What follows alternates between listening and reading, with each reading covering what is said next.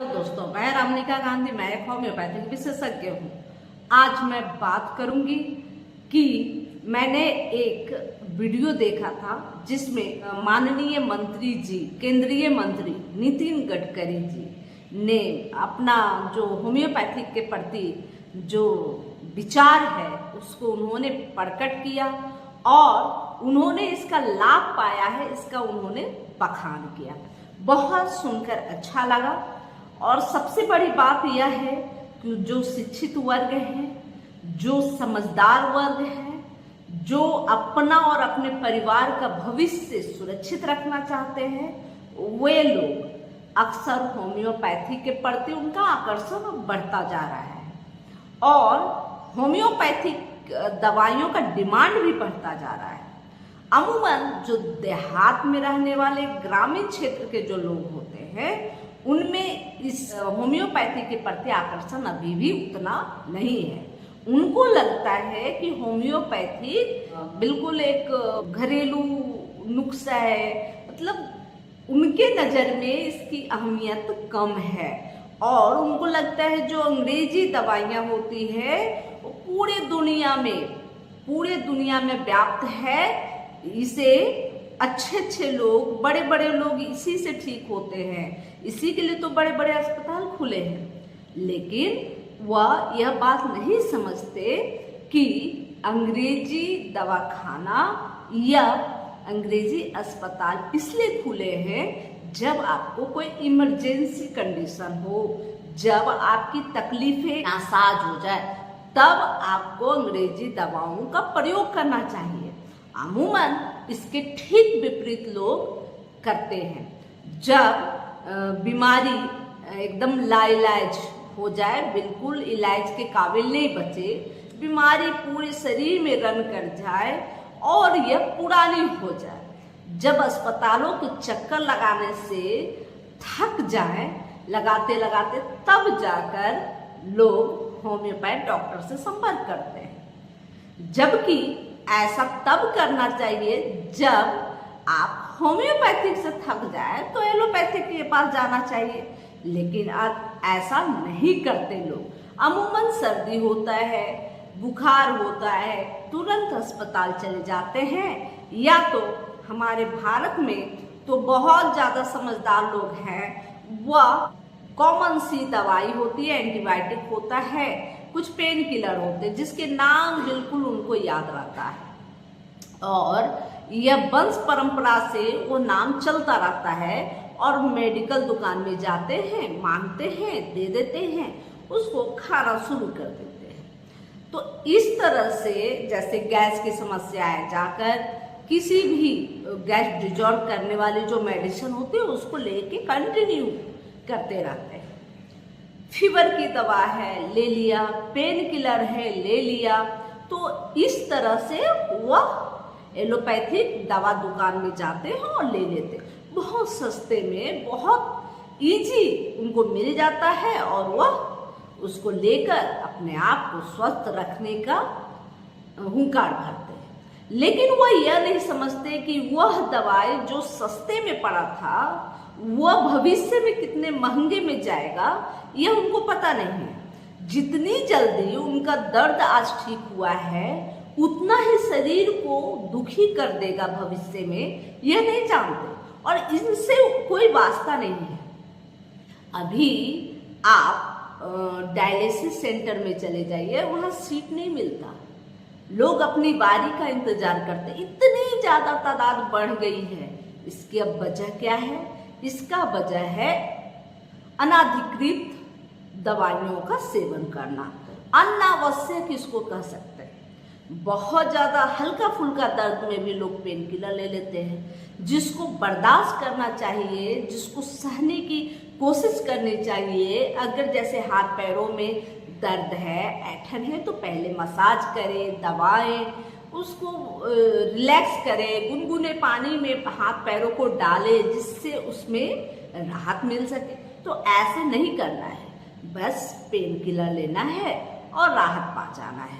लेकिन ये भविष्य में कितना बड़ा मुश्किल में वो जाएंगे यह उनको पता नहीं चलता। दूसरी चीज कि जैसे ही यह दवाई लेते हैं तो उनका जो मेटाबॉलिज्म है वह बिगड़ जाता है, उनका जो लिवर है, किडनी है, उस पर असर पड़ता है, तो उसका फंक्शन इफेक्ट करता है, एग्रावेशन होने लगता है शरीर में।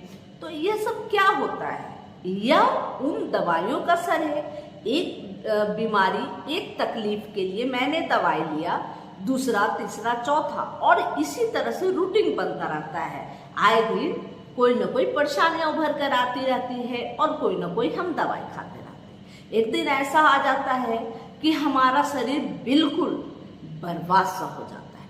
लेकिन आप जरा सोचिए कि अगर इस तरह से आपको कोई छोटी मोटी तकलीफ है, आप उस जगह होम्योपैथिक दवा ले लेते हैं, तो यह आपके भविष्य के हेल्थ के लिए कितना अच्छा है। इसलिए मैं हमेशा कहती हूँ कि होम्योपैथिक सुगम भी है, सुरक्षित भी है। आपको जानकर आश्चर्य होगा कि बहुत ऐसी समस्याएं होती है जिसके लिए हमें बड़े अस्पतालों में अंग्रेजी डॉक्टरों के पास जब हम जाते हैं तो उसका मेन इलाज क्या होता है? बड़ा बड़ा सर्जरी करना। अब देखिए, किडनी का स्टोन होता है तो उनके पास इसके घुलाने के लिए कोई दवाई नहीं होती, आपको सर्जरी ही एक साधन बताएंगे। सर्जरी करा लीजिए, स्टोन निकलवा लीजिए, ठीक हो जाइएगा। और ऐसा ही होता है, लोग घबराते हैं, जैसे स्टोन पता चलता है घबराकर सर्जरी करा लेते हैं, और सर्जरी में खर्च कितना आया यह नहीं समझ में आता। लेकिन आप किसी होम्योपैथ डॉक्टर के पास जाएंगे, अगर 500,000 रुपया लग जाए तो आपको तकलीफ लगने लगता है। दिक्कत यहाँ यह होता है। अब दूसरा आप देखें, एड्रोनॉइड के लिए क्या है? तो सर्जरी है। लेकिन हमारे होम्योपैथिक में वह दवा से डिजॉल्व हो जाता है। अब नाक के अंदर मांस बढ़ जाए, यानी मांस बढ़ जाए, उसको क्या कहते हैं? नेजल पॉलिप, जिससे सांस लेने में रुकावट पैदा होती है, सोने के वक्त खराटे आते हैं, या सांस लेते हुए ऐसा फील होता है कि नाक जाम है। बहुत ज़्यादा जो एलर्जिक रेनाइटिस, एलर्जिक साइनसाइटिस की समस्या होने लगती है। ऐसी स्थिति में क्या करते हैं? नेजल पॉलिप को डिजॉल्व करने के लिए, समाप्त करने के लिए नाक की मांस को काटते हैं, जलाते हैं। यह प्रॉब्लम होता है। उसमें भी खर्च बहुत आते हैं, जबकि उसके हिसाब से, उसके अनुपात से जो होम्योपैथिक दवाइयां हैं वो सस्ती होती है। और अगर आप डॉक्टर की फी भी लगा ले तो बहुत ज़्यादा, तो 1000, 1500 में आपका पूरा समाप्त हो जाएगा समस्या। लेकिन ऐसा नहीं करते आपको 40,000 लगे, 1 लाख लगे, वो सही है। लेकिन यह सही नहीं है। आपके शरीर में कष्ट बढ़ जाए वो सही है। लेकिन इजी से आप मुंह में दवा लेना है और शांति से अपना ट्रीटमेंट कराना है, वो सही नहीं लगता आपको। तीसरी, आप पाइल्स को ले लीजिए, फिशर को ले लीजिए, फिस्टुला को ले लीजिए। यह जो कंडीशन है, इसमें अंग्रेजी दवाओं में क्या है? तो कुछ स्टेरॉइड वाली मलहम होती है, शुरुआती दौर में मलहम देते हैं डॉक्टर साहब, जिससे स्मूथ होता है स्टेरॉइड युक्त, जो कि हमारे किडनी पर असर पड़ता है, जो कि हमारे हार्मोन को डिस्टर्ब करता है, जो कि हमारे शरीर पे जिसका बहुत बुरा इफेक्ट होता है। उसके अलावा फिर लास्ट में क्या होगा? सर्जरी होगा। तो सर्जरी में लाखों रुपए देंगे, तकलीफ भी लेंगे 1 महीने के लिए। लेकिन अगर होम्योपैथिक से आपको यह समस्या ठीक होती है तो आप इधर नहीं जाएंगे। तो बहुत सारी ऐसी समस्या है इसके अलावे भी, जैसे किडनी में सिस्ट बन जाना, लीवर में सिस्ट बन जाना, जैसे पीसीओडी की समस्या, पीसीओएस की समस्या, मतलब फाइब्राइड हो जाना या किसी प्रकार का सिस्ट हो जाना, इसमें भी होम्योपैथिक असरकारक है। जबकि ऐसी स्थिति में अंग्रेजी दवा लेंगे तो सिस्ट समाप्त होने के बजाय वो बढ़ता है, उसकी पुनरावृत्ति भी होती है। ठीक है। इसके अलावा होम्योपैथिक यह समस्या दूर करता है। अब रही बात ट्यूमर का होना, ट्यूमर या तो नॉन कैंसरस हो या कैंसरस हो, हर तरह के ट्यूमर पर बहुत ज्यादा असरकारक होती है होम्योपैथिक और बहुत जल्दी डिजर्व हो जाती है। बहुत सारे मेरे पेशेंट ऐसे हैं जिनका सिस्ट बहुत बड़ा बड़ा बढ़ गया था, लोग हर जगह से वो दिखा कर थक हार कर मेरे पास आए और बहुत जल्दी ही आराम मिल गया उनको। अगर बहुत ज़्यादा बढ़ा है तो थोड़ा टाइम लगता है, अगर वो स्टार्टिंग दौर में है तो बहुत जल्दी डिजॉल्व हो जाता है। इसमें न किसी तरह का कांटा न चीरा, और सबसे बड़ी बात कि भविष्य की पुनरावृत्ति भी नहीं होती।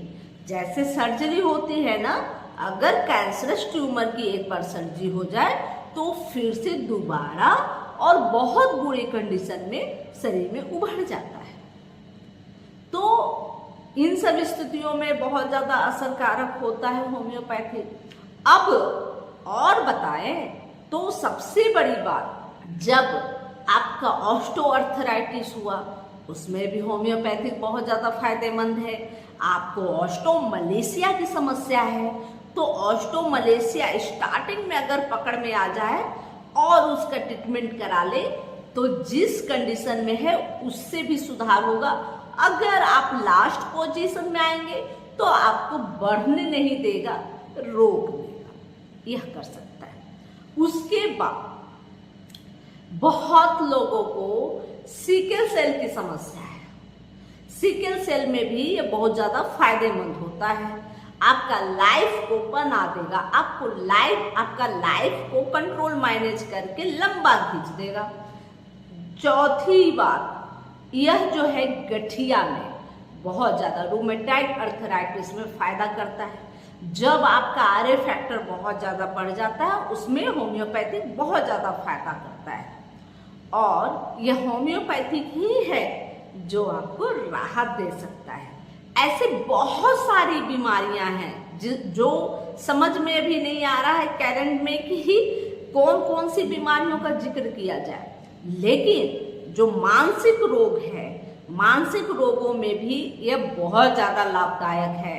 मानसिक रोगों में होम्योपैथिक एक ऐसी दवा है, एक ऐसी पद्धति है जो हर तरह के मानसिक रोगों पर अच्छी असर करती है।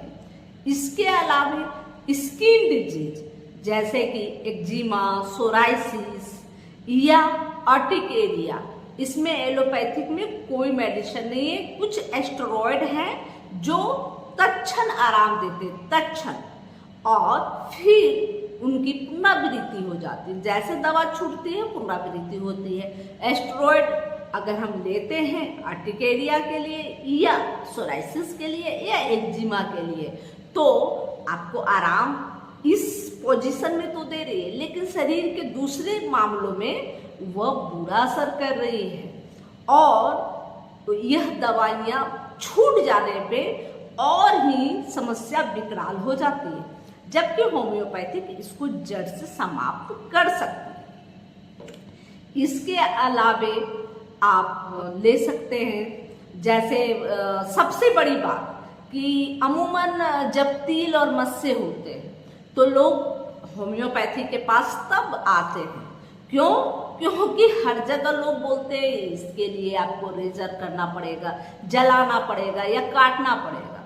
तो उस कंडीशन में लोग होम्योपैथी दवा लेना पसंद करते हैं। लेकिन आप तिल, मस्से, कौन, घट्टे या खुराठ जिसको बोलते हैं, पैर में एक जड़नुमा स्ट्रक्चर हो जाता है, वह बहुत बुरी कंडीशन होती है और लोगों को बहुत ज्यादा तकलीफ देती है।